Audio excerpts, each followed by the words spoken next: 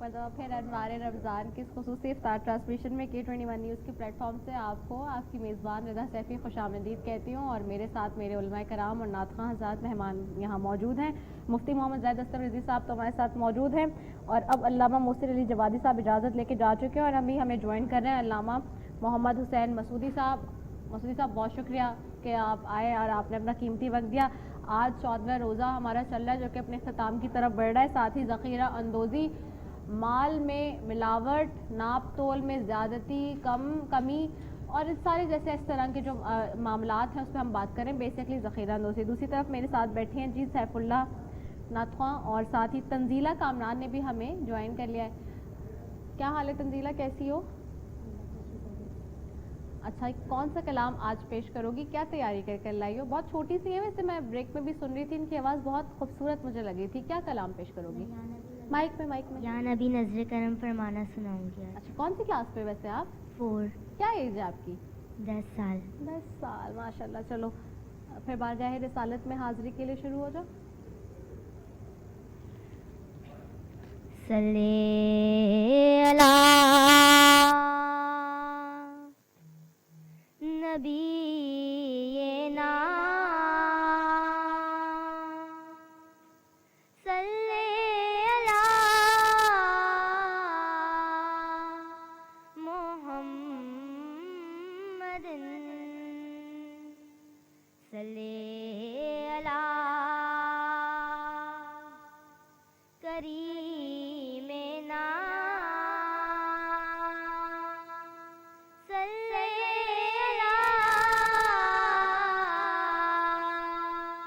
محمد یا نبی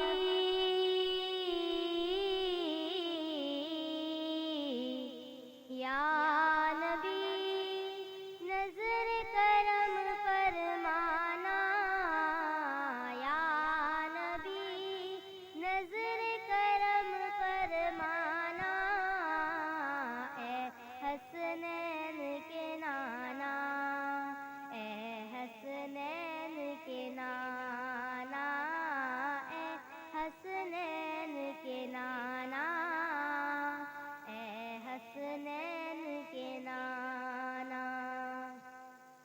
زہرا پاک کے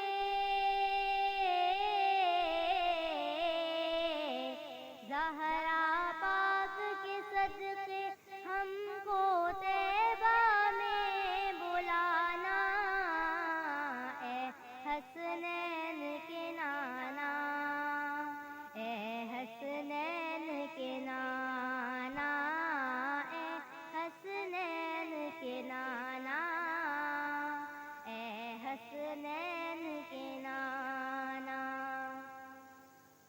سج گئی ہے میلاد کی محفل, کیا ہے خوب نظارہ, سج گئی ہے میلاد کی محفل, کیا ہے خوب نظارہ, کیف و مستی میں ڈوبا ہے دیکھو عالم سارا, ڈھونڈ رہی ہے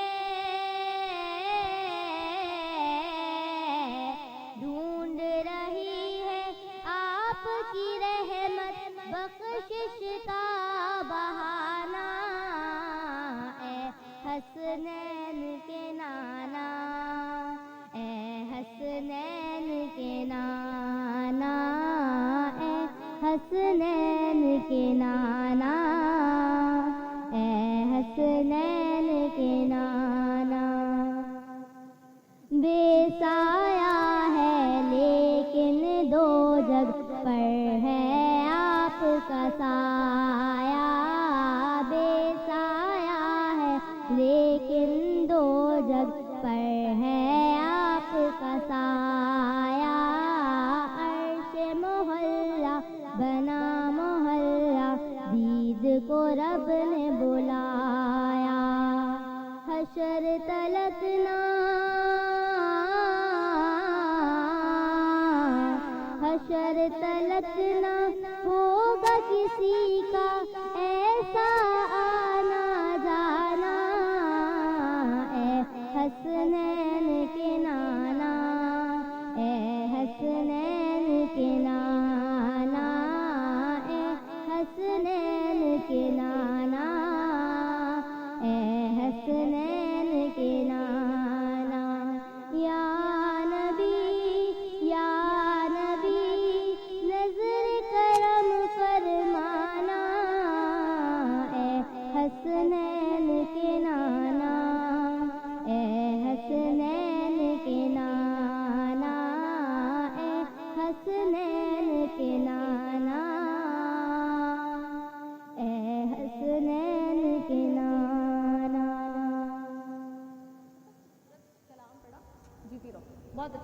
پیش کیا اور بہت ہی پیارے انداز میں پڑھی تھی. چھوٹی سی ہے. آج تنزیلہ ہمارے درمیان یہاں موجود ہیں. حالانکہ بچوں کی ادائیگی میں تھوڑا سا کچا پن ہوتا ہے ساری چیزیں, لیکن ماشاءاللہ سے جس انداز میں پیش کر رہی تھی بارگاہ رسالت میں یہ نعتیہ کلام, بہت ہی اچھا, بہت خوش کیا مجھے, بہت خوش رہا.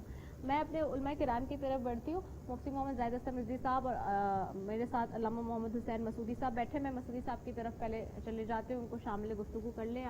آج کے معاملے پہ ذخیرہ اندوزی کے حوالے سے ہم بات کر رہے ہیں مسعودی صاحب, اور جیسے کہ ہم پہلے بھی اس معاملے پہ ماہ مبارک میں گفتگو کر چکے ہیں. ذخیرہ اندوزی ہورڈنگ, جس کی ہم خاص طور پہ آج کل, اور یہ جو چینی مافیا اور آٹا مافیا جو عصر حاضر میں ہم آج کل جن ٹرمینالوجی سے نبرد آزادی اور جو چیزیں ہم سنتے بھی ہیں خاص طور پہ یوز ٹو ہو گئے ان ورڈس کے, اس کے اوپر ہم خاص طور پہ بات ہو رہی ہے. ذخیرہ اندوزی کرنا کتنا غلط کام ہے اور اللہ تعالیٰ نے کس طرح سے اس کے لیے منع فرمایا ہے, تھوڑی سی اس معاملے پر روشنی آپ بھی ڈال دیجئے. دیکھیے بات یہ ہے کہ ماشاءاللہ سے جو پاکستان ہے نا, وہ پاکستان کے حوالے سے اگر ہم اس بات کو دیکھیں, چونکہ آپ کا جو سوال ہے اسپیسیفک, وہ اسی حوالے سے آ رہا ہے کہ ذخیرہ اندوزی پاکستان میں. ذخیرہ اندوزی پاکستان کے حوالے سے بس ہم اتنا کہیں گے کہ یاد رکھنا چاہیے کہ حضرت علی علیہ السلام کا ایک قول بھی ہے کہ آپ فرماتے ہیں کہ حکومت جو ہے وہ یبقى محض کفر, حکومت باقی رہ سکتی ہے کفر کے ساتھ, لیکن ولا یبقى محض, وہ ظلم کے ساتھ باقی نہیں رکھتی. اور اس وقت یہ شوگر اور اس کا تو اپنی جگہ ایک ذخیرہ اندوزی ہے, لیکن اس وقت ایک جو بہت بڑی پینڈیمک آئی بھی ہے آپ کے کورونا کے حوالے سے, میں کہوں اس کی ویکسین یا اس سے متعلق کوئی دوا یا اس کی ضرورت کی کوئی چیز کہ جس پر لوگوں کی جان, جیسے ابھی اس وقت ہمارے پنجاب سائٹ پر اور بالخصوص سندھ کے انٹیریئرز میں اور خاص طور پہ پنجاب میں اس وقت جو کورونا کا بہت زیادہ وہ پھیلا ہوا ہے, اور اس وقت آکسیجن کی بڑی شدید ضرورت ہوتی ہے, اور لوگ اس کو بھی دینے میں بخل اختیار کر رہے ہیں. میں کہوں کہ یہ یعنی اس طریقے سے وہ نظام نہیں بن پا رہا. ہمارے یہاں ایک تو حکومت کا سب سے بڑا المیہ یہی ہے کہ ہمارے یہاں حکومت ہوتی ہی نہیں ہے. وہ حکومت صرف اس لیے ہو کہ ٹی وی میں آ جائیں اور تقاریر کر لیں, نہیں, حکومت کا کام تقریر کرنا اور فلسفے بیان کرنا نہیں ہوتا. حکومت کی ذمہ داری وہ یہ ہوتی ہے کہ اس نظام کو منظم کرے, اور نظام اگر آپ منظم نہیں کر رہے ہیں, یعنی وہ جو چیزیں جو آپ کو قانون نافذ کرنا چاہیے, وہ قانون جب تک نافذ نہیں ہوگا اس وقت تک کوئی بھی بد نظمی نظم میں نہیں آ سکتی. اور بد نظمی کو نظم میں لانے کے لیے یہ حضرت علی علیہ السلام نے بھی جب مالک اشتر کو بھیجا ہے تو وہاں پر پورا ایک تفصیلی خط لکھا, اور اس میں ایک جملہ یہی لکھا تھا کہ جو احتکار کرنے والے ہیں, جو لوگ ذخیرہ اندوزی کرنے والے ہیں, ذخیرہ اندوزی یعنی فی نفس ذخیرہ اندوزی کوئی بری بات نہیں ہے. ذخیرہ اندوزی اگر آپ کرتے ہیں اور آپ پھر اس کے بعد اس کو سیل کرتے ہیں کچھ عرصے بعد, یعنی آپ گرمی کے موسم میں مثال کے طور پہ ان پھلوں کو یا کوئی چیز آپ رکھتے ہیں جو سردی تک اور دیر تک آپ لے کے جا رہے ہیں, یہ ذخیرہ اندوزی کی نہیں عنوان ہوتا ہے. عنوان ذخیرہ اندوزی کا وہ ہے کہ جب ضرورت ہو اور ضرورت کے وقت لوگوں کو نہ پہنچایا جائے, یعنی کہ لوگوں کی ضرورت سے ناجائز فائدہ اٹھانا. یہ سود کے حرام ہونے کی بھی جو علت ہے, اس کی اصل علت یہ ہے کہ لوگوں کی مجبوریوں سے ناجائز فائدہ اٹھانا. خدا کو یہ نہیں پسند کہ آپ کسی مجبور, کسی لاچار, کسی غریب, کسی مسکین, کسی یتیم سے ناجائز فائدہ اٹھائی. یہ ظلم ہے, اور ظلم کے بعد تو پھر حکومتوں کی اجازت ہی نہیں ہے. یعنی یہ حضرت علی وہی جملہ کہہ رہے ہیں کہ دیکھو, ظلم کے ساتھ حکومت باقی نہیں رہ سکتی ہے, لیکن کفر کے ساتھ رہ سکتی. یعنی آج یورپ میں دیکھ لیجئے کہ کوئی یہ چیز نہیں کر سکتا, ذخیرہ اندوزی کا کانسیپٹ وہاں اس طرح سے نہیں پیدا ہو سکتا ہے, اس لیے کہ وہاں حکومت کے پاس پورا ایک ڈیٹا بھی موجود ہے, پوری ایک چیز موجود ہے, اور اس کا ایک نظام ہے. وہاں پہ رمضان آتا ہے تو جناب چیزوں کو سستا کر دیا جاتا ہے. یہاں رمضان کے لیے ذخیرہ اندوزی کی جاتی ہے.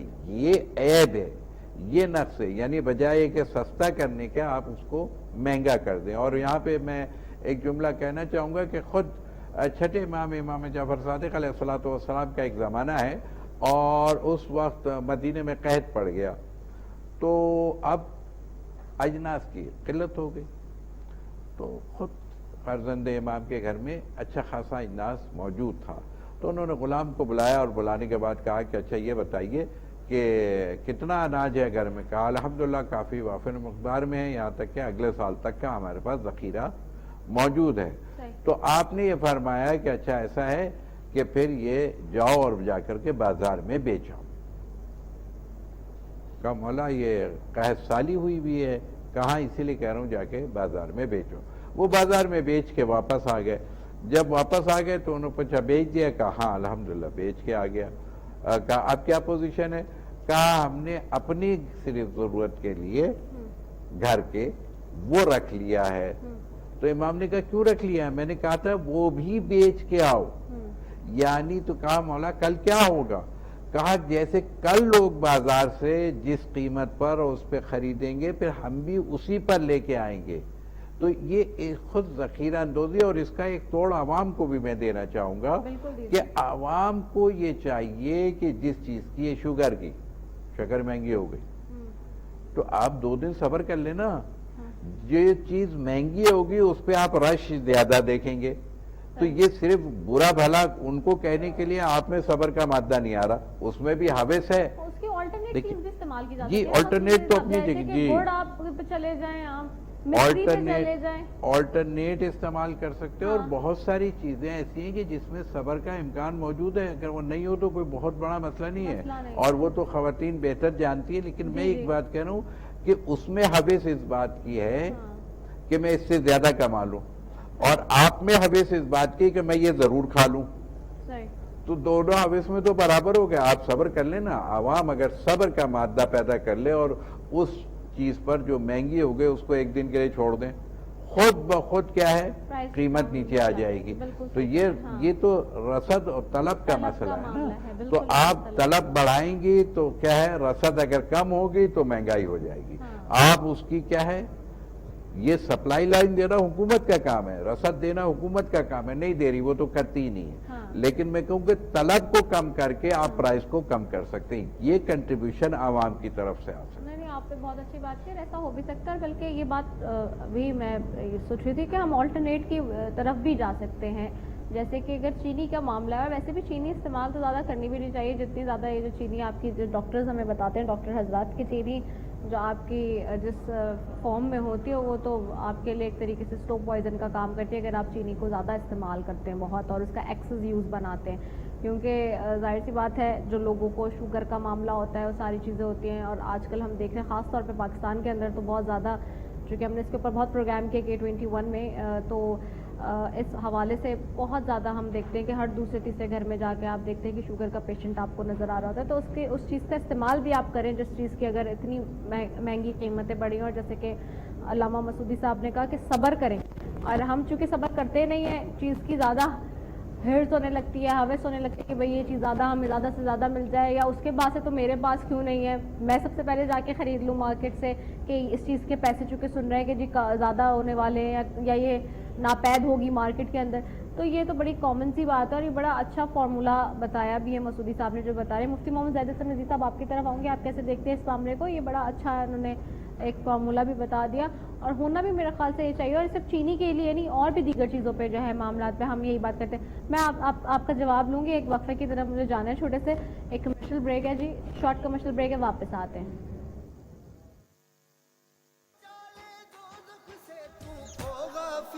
انسان